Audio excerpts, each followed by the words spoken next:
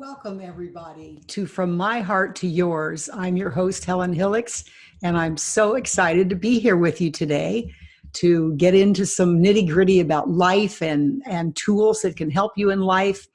And I've got a really exciting show planned for today, and it is about how to do a redo.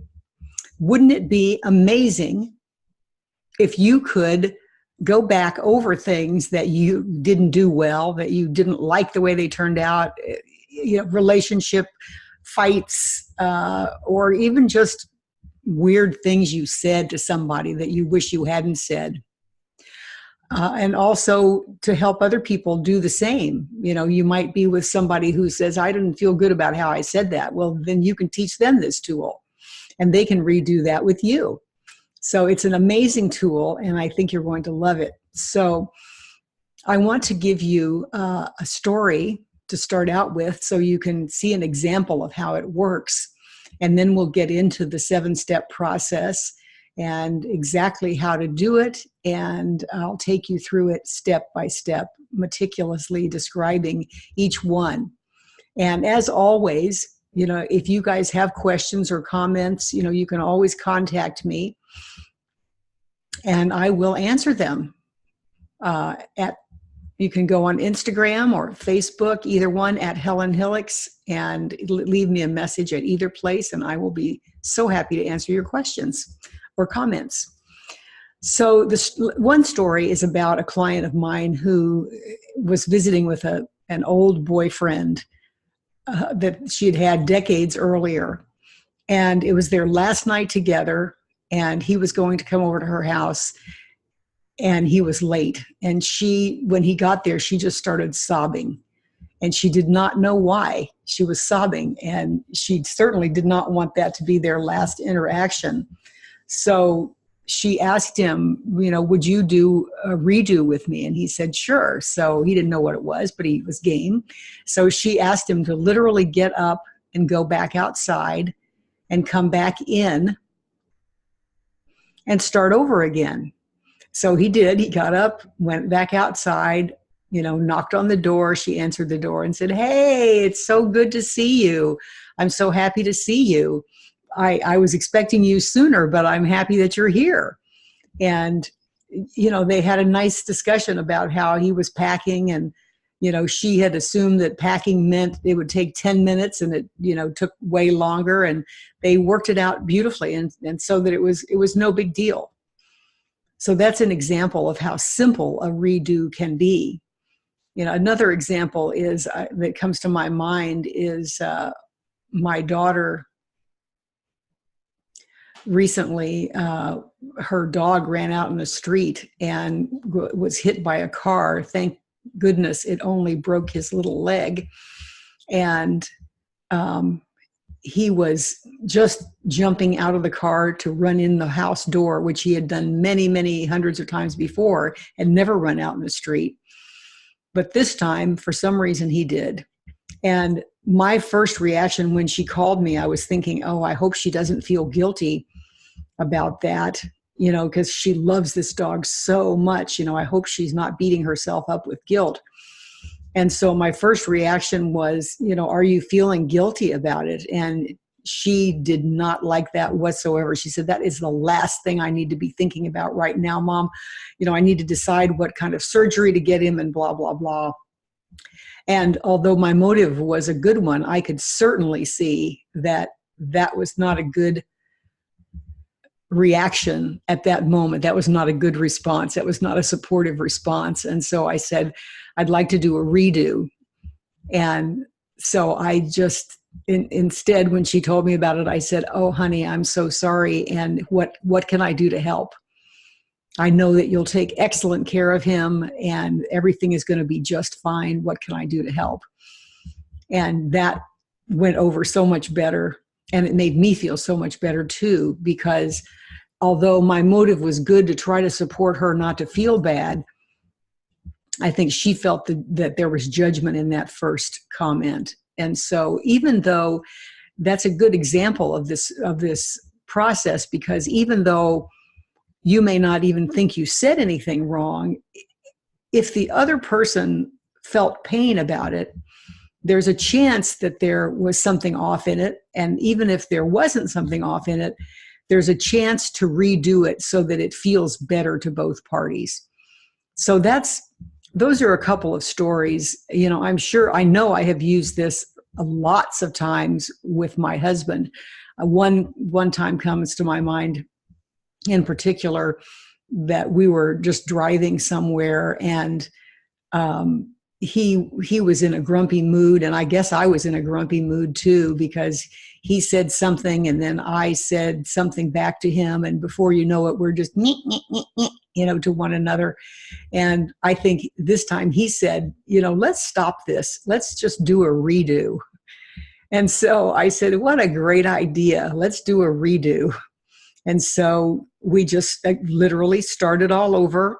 And when he said whatever he said in the beginning, I did not react.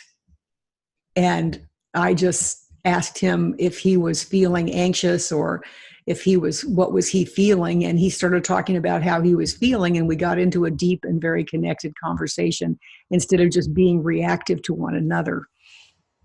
There are many, many other examples that I could, and maybe another one will come in the process of discussing this, but you can see how helpful it would be to have a tool that helps you completely redo the situation. So I want to get into the steps of the redo.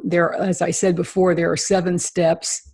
And the first one is to notice that something's off. Now, this may seem completely obvious to you, and maybe it should be obvious to everybody, but it's not always obvious. And people do just go right on blithely with their lives and not even notice that something is off. So it really is an important first step, is to notice that something is off. And of course, that requires us to take ownership of our lives in a different way than many of us do. It requires us to stay aware and not just cruise on through life and jump over those opportunities to notice that something is off. I know I've done that 100 times when it's just like, I could feel a little something there, but I'm not going to say anything because I don't want to cause a rift, or I don't want to even pause to take time to handle it. I'm just going to not notice that happened, that I felt that little cringy feeling. And I know you guys all know what I'm talking about. That and people say to me all the time, clients say to me all the time, oh yeah, I noticed that, but I chose not to say anything about it because I didn't want to, like I was saying, cause a rift or take the time, or I didn't think it mattered. I just let it go. I cannot tell you how many times I've heard that phrase, oh, I just let it go, when of course they didn't let it go, or they wouldn't be talking to me about it. So the first step is a very powerful, perhaps the most powerful one. It's sort of like, when you're getting sober, it's like the first step is to admit you have a problem. Well, that's kind of the same thing here, isn't it? When you notice that something is off, you're admitting that there is some kind of issue there. So it's kind of the same situation. So the number one step is to notice. And just by doing this, guys, I think you already kind of get the gist of this, but just by doing that, you're going to change things in your whole life, because you're going to start being more aware of everything that happens. That's I could have this be one tool all by itself, just the tool of noticing, of being aware. And maybe I'll do a podcast about being aware one of these days, and nothing else. We'll just talk about that. But for today, take the benefit of that, use the benefit of noticing, and spread it to other things, not just a redo. So the second step is to stop. Take a pause. Take a breath. And of course, this also could be a whole tool unto itself. But that's the second step, is to just stop, take a pause, and take a breath. And again, just by doing this, the energy will shift. if you're in a conflict with the other person and both of you stop and take a pause and take a breath, then the energy shifts already. So it's a very important step. And the third step is to connect. Connect to yourself, connect to the other person, connect to guidance, to spiritual guidance, whatever that means to you. It may mean nature, it may mean God or Allah, it may mean the higher consciousness, whatever it means to you, connect to that energy so that, again, you've already shifted the energy. Every step you take, I think it's important for you to notice this, that every step you take, you are shifting the energy. When you notice, that's a shift of the energy. When you stop and pause and breathe, that's a shift of energy. And now when you connect, that's another shift of energy, isn't it? So this is really interesting. Honestly, I've never thought of that way, that every single step of the process is a shift in the energy that builds on one another. So, especially that one of connecting, because when you stop and connect to somebody that you have been having some sort of contentious energy with, that definitely shifts the energy just to pause and look at one another. So the fourth step in the 7-step process to doing a redo is to set your intention. Setting your intention, what does that mean? Well, it means that you state out loud why you want to do a redo.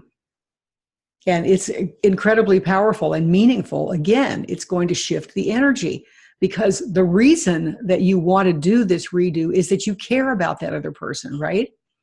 You're not doing a redo just for the hell of it. You're doing a redo because you care about that person and you want to make things right. So just think about that for a minute. It's really important. Just think about that you want to do the redo because you care about that person and you want to make things right. You want to clear things up between you. And again, if you state this to the other person, if you tell them, the reason that I want to do this is because I care about you and I want us to have a clear, clean relationship. If you state that, then that other person is already going to feel better and cared about. So it's a great thing to do, to set your intention and to share that with the other person. You may say, my intention here is so that I'm not misunderstood or you're not misunderstood. There are many different things that you could say in the intention step, but the important part of it is that you both do care, that you have an intention, and that you are standing for each other by saying that out loud. So that's the important thing. And, the underlying issue really is that you care. It doesn't matter so much exactly how you state it. There is no right or wrong way about how you state your intention, but the idea that you are caring about that person is the essence of it. And the fifth step is to start over, just as we did in the example of the person's literally getting up and walking out and going into another room or into outside the house and coming back in.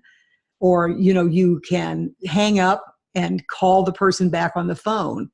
But it is literally important to start over in a very literal way. So whatever it was, go back to the very, very beginning of it. When I first said, when my daughter first called me about the dog's accident, I had to go back to that very first comment that I made and redo that, because it started right there. So it's not good enough to just say, oh, I'd like to redo that. And I, blah, blah, blah. You have to actually redo it and go through the steps. So, and while you're doing that, you're going to do number 6, which is bring your awareness. Bring your awareness, all of the consciousness that you can muster in that moment, bring it to this situation.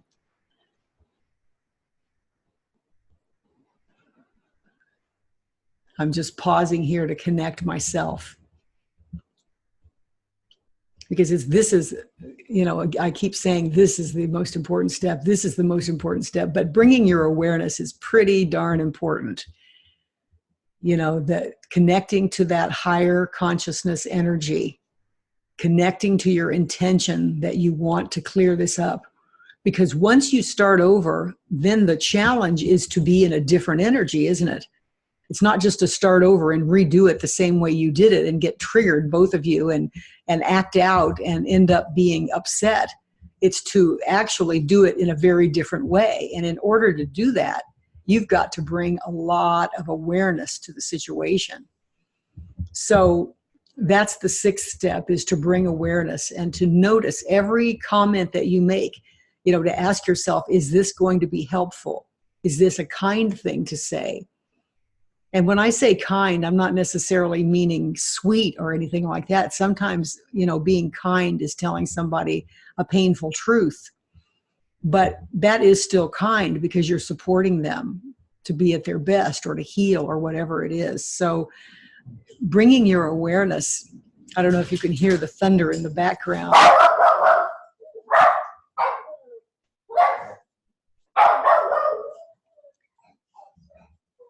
My dogs are going crazy with the thunder.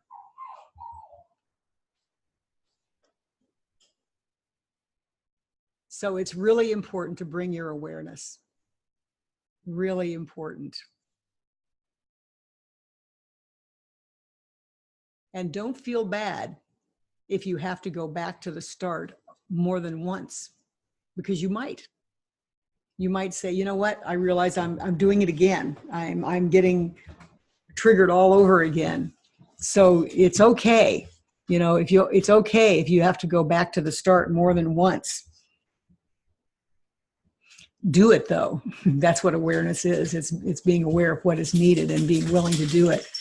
So go back how many ever times you need to and start over and bring all you can to the situation. And then the seventh step is to enjoy the results. Because if you do this and you redo this contentious situation or this hurtful situation or this sad situation, whatever it is that you're redoing, if you do redo it, you are going to be amazed at the results. You're going to be so much happier with one another, and you're going to feel so much better about yourself. You're going to feel so empowered because you are making something happen. You have the power to resolve a conflict. That is a huge power that you have. It's the ability to resolve a conflict.